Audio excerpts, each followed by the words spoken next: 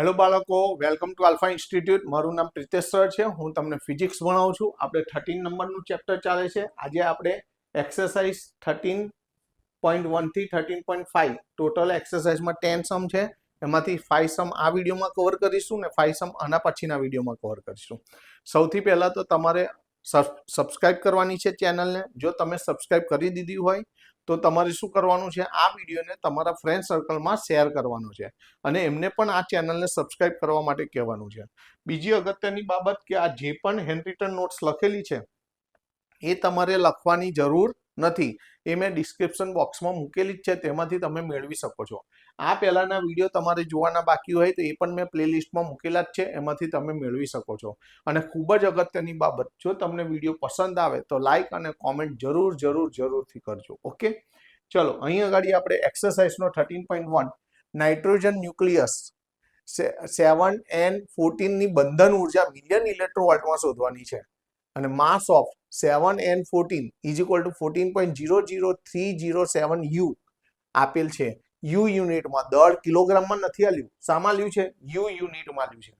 એટલે તમારે માસ ઓફ, અત્યાર સુધી આપણે સાંભળજો, માસ ઓફ પ્રોટોન શામાં લખતા હતા? આપણે અત્યાર સુધી આવું ભણેલા છે કે માસ ઓફ પ્રોટોન એટલે 1.67 ઇન્ટુ 10⁻⁻27 કેજી, કેજીમાં લખતા.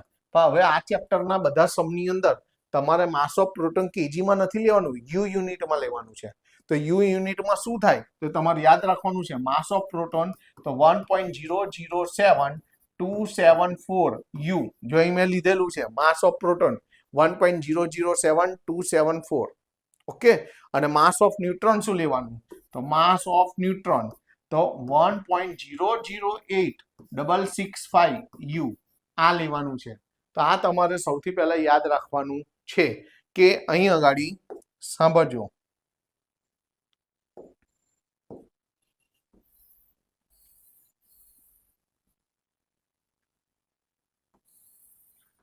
આની અંદર તમારે આ લેવાનું નથી.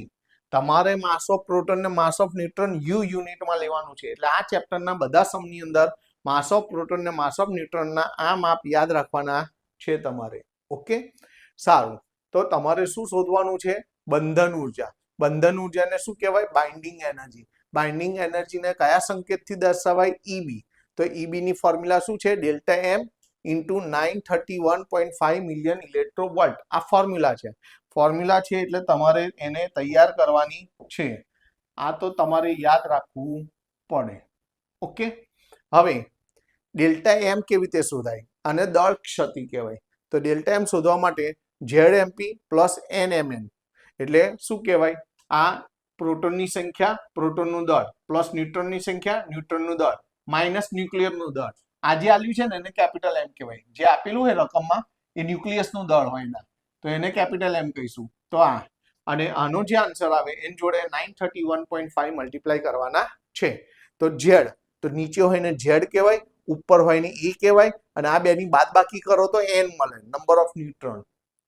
નીચે હોય ને ઝેડ કહેવાય, ઉપર હોય ને એ કહેવાય, અને આ બેની બાદબાકી કરો 14 માંથી 7 જાય એટલે 7 ન્યુટ્રોન આવે. તો ન્યુટ્રોનની સંખ્યા. તો અહીં ગાડી ચલો, તો ડેલ્ટા એમ એટલે ZMP plus NMN minus M. આ ફોર્મ્યુલા છે, યાદ રાખવાનું. યાદ રાખવાની ટ્રીક છે જમ્પ નમન, એવી રીતે તમે યાદ રાખી શકો. તો ઝેડ એટલે કેટલા છે? 7. માસ ઓફ પ્રોટોન હવે યુ ફોર્મમાં લેવાનું છે, યુ યુનિટમાં. તો 1.007274. પછી ન્યુટ્રોનની સંખ્યા એટલે આ બેની બાદબાકી એટલે 7, અહીં 7, અને માસ ઓફ ન્યુટ્રોન તો 1.008665 અને માઇનસ કેપિટલ એમ એટલે ન્યુક્લિયસનું દળ, અહીં જે આલ્યું છે 14.00307 અને ઇન્ટુ 931.5. હવે આ બેનું મલ્ટીપ્લિકેશન કર્યું, આ બેનું કેલ્શિયમમાં મલ્ટીપ્લિકેશન કર્યું, આ એઝ ઇટ ઇઝ. હવે આ બેનું ટોટલ કર્યું, આ લખ્યું, આ અહીં લખ્યું, અને બહાર 931.5 તો ખરા જ. હવે આ બેનું આપણે અહીં આગળ માઇનસ કરીશું તો આ આવશે, અને આ તો એઝ ઇટ ઇઝ, અને બંનેનું મલ્ટીપ્લાય કરો તો મિલિયન ઇલેક્ટ્રોવોલ્ટમાં આવી ગયું. તમે આ રીતે લખો તો પણ ચાલે, અથવા અને હજી થોડુંક શોર્ટ કરીએ, પાછળના બધા ડિજિટ ના લેવા હોય તો અહીંથી રાઉન્ડિંગ ઓફ કરી દઈએ. તો આ 5 કે 5 થી મોટો આંકડો હોય તો એક વધારી દેવાનો આગળ, 6 ની જગ્યાએ 7 કરી દીધો, તો 100 ને લગભગ બંધન ઉર્જા કેટલી મળી? 104.7 મિલિયન ઇલેક્ટ્રોવોલ્ટ. ખ્યાલ આવી ગયો? સરસ રીતે તૈયાર કરજો. એટલે હવેના બધા દાખલાની અંદર માસ ઓફ પ્રોટોન 1.007274 અને માસ ઓફ ન્યુટ્રોન 1.008665 યુ લેવાનું છે. ઓકે, ચાલો એના પછીનો સમ લઈએ. એક્સરસાઇઝનો 13.2.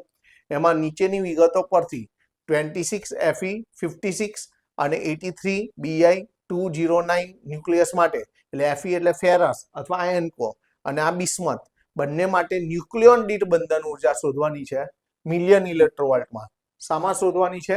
મિલિયન ઇલેક્ટ્રોવોલ્ટમાં શોધવાની છે. અને બંનેના ન્યુક્લિયસનું દળ આલ્યું, જેને આપણે કેપિટલ M કહીએ છીએ. ઓકે, બંનેના આલ્યા છે. તો પહેલા કોના માટે શોધીએ? આપણે Fe માટે શોધીએ. તો ચલો, બંધન ઉર્જા Fe ની તો ડેલ્ટા M ઇન્ટુ 931.5 મિલિયન ઇલેક્ટ્રોવોલ્ટ. હમણાં કર્યું તો એનું એ જ છે, જોઈ લો. જમ્પ નમન અથવા ZMP plus NMN minus capital M into 931.5. ચલો ઝેડ, આનો ઝેડ એટલે નીચે હોય ને ઝેડ કહેવાય, ઉપર હોય ને એ કહેવાય, બેની બાદ બાકી એટલે N કહેવાય. તો ઝેડ એટલે 26.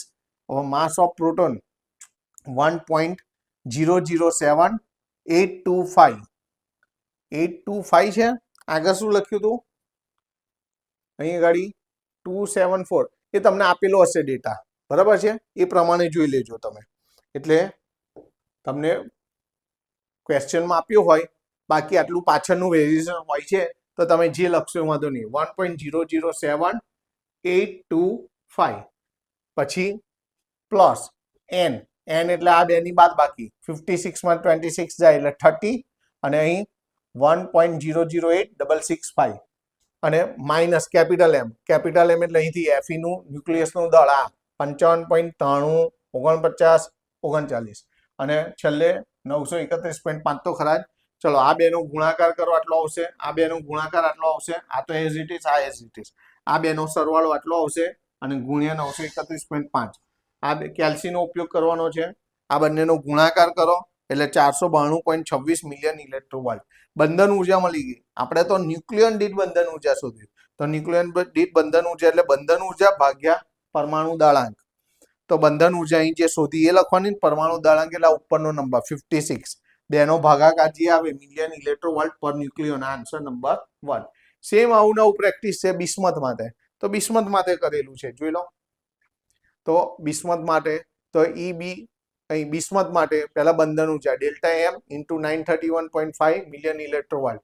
તો અહીં આગળ ચલો, અહીં ફોર્મ્યુલા શું છે? ZMP plus NMN minus capital M 931.5. તો મૂકો. ચલો Z બિસ્મથ માટે Z કેટલો હતો? નીચે 83. પછી પ્રોટોનનું દળ શું છે? 1.007825. ઓકે, 7825. પછી ન્યુટ્રોનની સંખ્યા શું છે? ન્યુટ્રોનની સંખ્યા આપણે અહીં ન્યુટ્રોનની સંખ્યા આ બેની બાદ બાકી કરવાની. 209 માંથી 83 માઇનસ કરો એટલે ન્યુટ્રોનની સંખ્યા આવશે. ઓકે, 126. અને ન્યુટ્રોનનું દળ 1.008665 અને ન્યુક્લિયસનું દળ અહીં આલ્યું છે. જુઓ, બિસ્મથ માટે ન્યુક્લિયસનું દળ 208 પોઈન્ટ સમથિંગ આલેલું છે ને. તો અહીં 208 પોઈન્ટ સમથિંગ જે છે, અને આ તો ખરું જ 931.5. આ બેનો સરવાળો કરો, બરાબર, અને એમાંથી આ બાદ કરો એટલે આટલા આવશે, ગુણ્યા 931.5. બેનો ગુણાકાર કરો એટલે 1640.3 મિલિયન ઇલેક્ટ્રોવોલ્ટ. ઓકે, ચલો હવે શું કરવાનું છે તમારે? તમારે તો બાઇન્ડિંગ એનર્જી પર ન્યુક્લિયોન શોધવાનું છે. ન્યુક્લિયોન દીઠ બંધન ઉર્જા શોધવાની. તો બાઇન્ડિંગ એનર્જી અને અપોનમાં ન્યુક્લિયોનની સંખ્યા એટલે એ પરમાણુ દળાંક. EB ઉપર શોધ્યું એ, અને પરમાણુ દળાંક કેટલો છે? 209. બિસ્મથની ઉપર જે આપ્યો હોય એ, અહીં ઉપર જે આપ્યો હોય પરમાણુ દળાંક કહેવાય. ઓકે, તો એનો જે ભાગાકાર આવશે એ મિલિયન ઇલેક્ટ્રોવોલ્ટ પર ન્યુક્લિયોન. આ આપણો answer. Okay, mass of proton શું લખશો?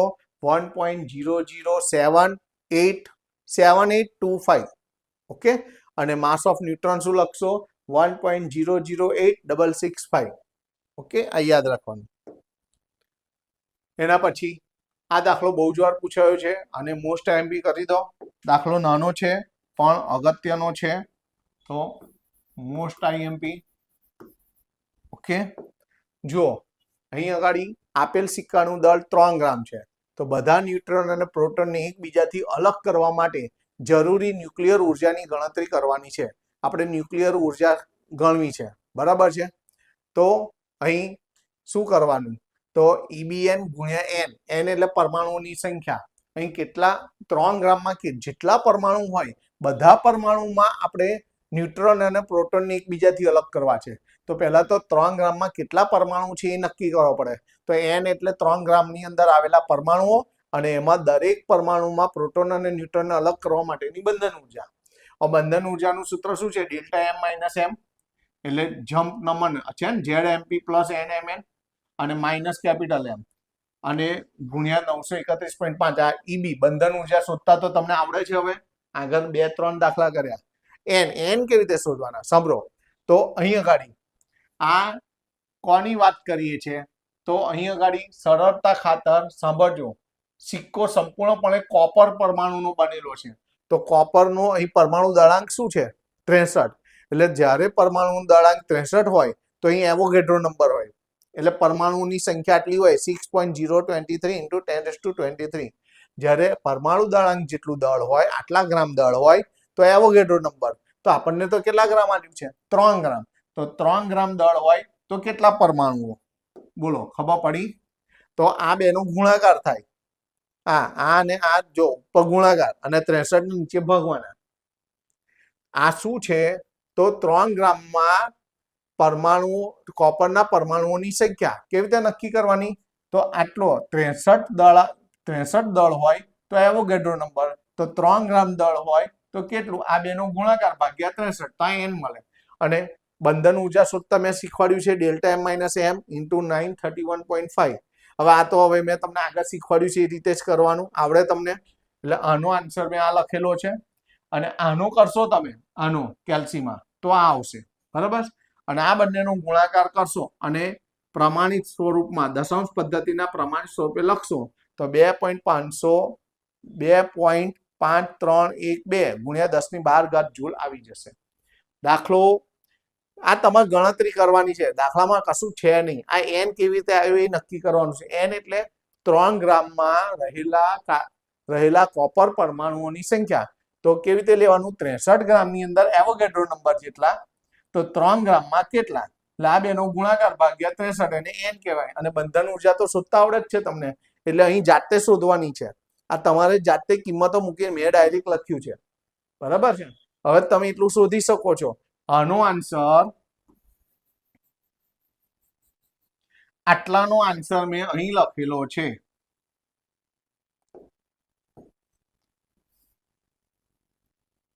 ખ્યાલ આવ્યો? આટલાનો આન્સર આ છે અને આનો આન્સર આ છે. અને એ બંનેનું કરશો અને દશાંશ પદ્ધતિના પ્રમાણ સ્વરૂપે લખશો એટલે આ આન્સર. ઓકે, ચલો એના પછી ગોલ્ડના સમસ્થાનિક 79U197 અને સિલ્વરના સમસ્થાનિક 47Ag107 ના ન્યુક્લિયસની ત્રિજ્યાઓનો આશરે ગુણોત્તર શોધો. આપણે તમારે ગુણોત્તર શોધવાનો ત્રિજ્યાઓનો. હવે સાંભળજો, R બરાબર R0 આવું સૂત્ર છે. એના પરથી R A⁴ ના સમપ્રમાણમાં છે. એટલે અહીં ત્રિજ્યાનો ગુણોત્તર લઈએ ગોલ્ડ અને સિલ્વરનો, તો અહીં પરમાણુ દળાંકમાં ગોલ્ડ અને સિલ્વર અને ⁴ આવે. તો ચલો AU નો પરમાણુ દળાંક કેટલો છે? ઉપર હોય 197. સિલ્વર Ag એટલે સિલ્વરનો પરમાણુ ક્રમાંક કેટલો છે? 107 ⁴ આ બેનો કેલ્શિયમમાં ભાગાકાર કરશો એટલે આટલો આવશે ⁴. આનું ક્યુબ રૂટ કાઢો એટલે 1.23. યાદ રાખી લો તો એ ચાલે, એક જ દાખલામાં આવે છે. અને છતાં પણ તમારે જો કાઢવું હોય કેલ્શિયમથી તો જો આની મેં રીત અહીં લખી છે. તમારે આનું ક્યુબ રૂટ કાઢવું હોય તો જેનું ક્યુબ રૂટ કાઢવું હોય નંબર ગુણ્યાની જે હોય એના ઉપર ક્લિક કરવાનું. 2 વાર રૂટની સ્વિચ દબાવવાની, પછી ગુણ્યાની સ્વિચ દબાવવાની, પછી 4 વાર રૂટની સ્વિચ દબાવવાની, પછી ગુણ્યાની સ્વિચ દબાવવાની, પછી 8 વાર રૂટની સ્વિચ દબાવવાની, પછી ગુણ્યાની સ્વિચ દબાવવાની, પછી 2 વાર રૂટની સ્વિચ દબાવશો એટલે આ આન્સર આવી જશે. 1.22 સમથિંગ આવે છે. આપણે શોર્ટમાં 1.23 લખેલું છે. તો આ રીત છે.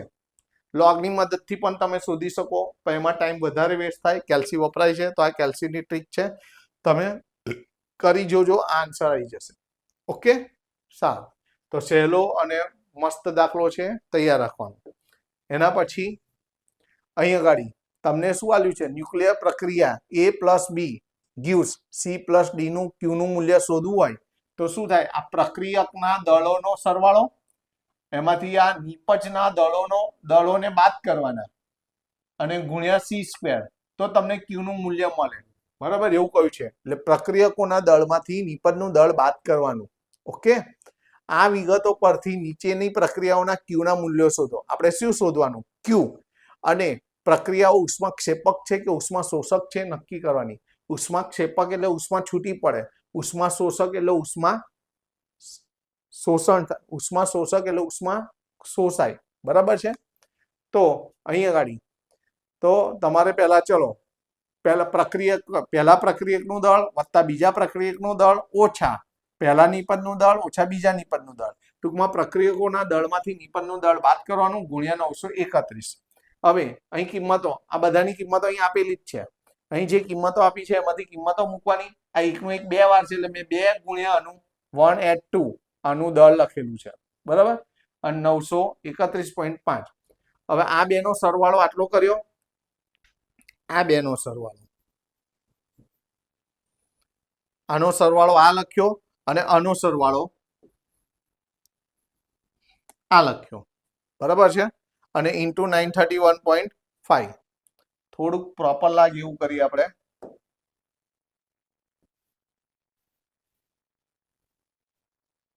ઓકે, અને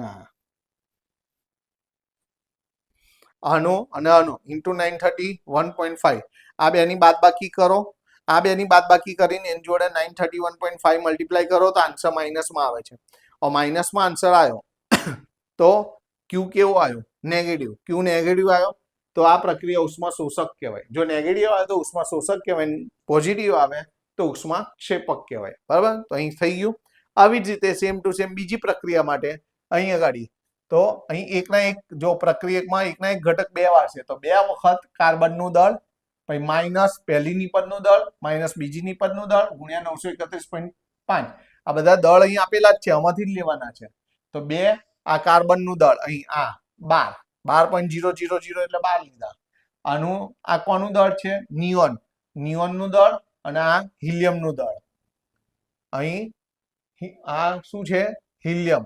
અહીં તો હિલિયમનું દળ, હા 1 એટ હિલિયમનું દળ. તો તમને અહીં આગળ હિલિયમનું દળ નથી આલ્યું, ચલો આપેલું હશે. બરાબર છે, અમારે રહી ગયું છે. તમને હિલિયમનું દળ આપેલું હશે 4.0020603 ઇન્ટુ 931.5. હવે આ બેનો ગુણાકાર 12 દુ 24, એમાંથી આટલા માઇનસ આટલા, એટલે આ બેનું ટોટલ આટલું થશે. આ બેનું ટોટલ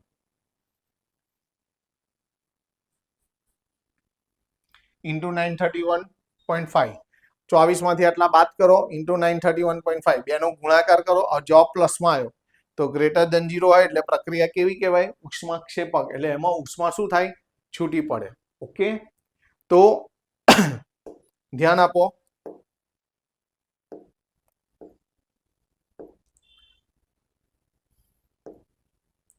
માસ ઓફ પ્રોટોન અહીં 1.007274 લખ્યું છે અને પાછળ 1.007825 લખેલું છે. તો તમને જે આપ્યું હોય એ લેવાનું, અધરવાઇઝ તમે જોઈ લેજો.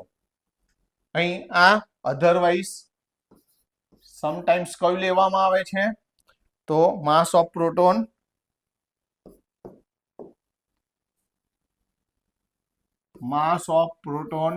તો 1.007825 યુ આ અથવા આ આપેલું હોય છે. બરાબર છે, બેમાંથી જે આપ્યું હોય લેવાનું. મોટે ભાગે તમે ના આપ્યું હોય તો આ જ લેજો, 1.007825 યુ. સમ આપ્યો હોય, સમની જોડે ડેટામાં આપ્યું હોય તો વાંધો નહીં. ઘણી વખત આ આપે છે, ઘણી વાર આગળની તો વેલ્યુ સરખી જ છે 1.007. પાછળનું બહુ ઇમ્પોર્ટન્ટ નથી, પણ તો એ તમને ના આપ્યું હોય તો આ જ લેજો 1.007825 યુ. ઓકે, તો અહીં આપણા એક્સરસાઇઝના 5 દાખલા કમ્પ્લીટ થયા. ઓકે, 5 દાખલા તમે સરસ રીતે તૈયાર કરી દેજો. હવે બાકીના 5 દાખલા છે આના પછીના લેક્ચરમાં આપણે લઈએ. ઓકે, તો નેક્સ્ટ વિડીયોમાં મળીએ. પણ મેં અગાઉ કહ્યું એ પ્રમાણે જો તમને વિડીયો પસંદ આવ્યો હોય તો લાઈક અને કોમેન્ટ જરૂરથી કરજો. ઓકે, ચલો. ઓકે, નેક્સ્ટ વિડીયોમાં મળીએ. Tata by, C you.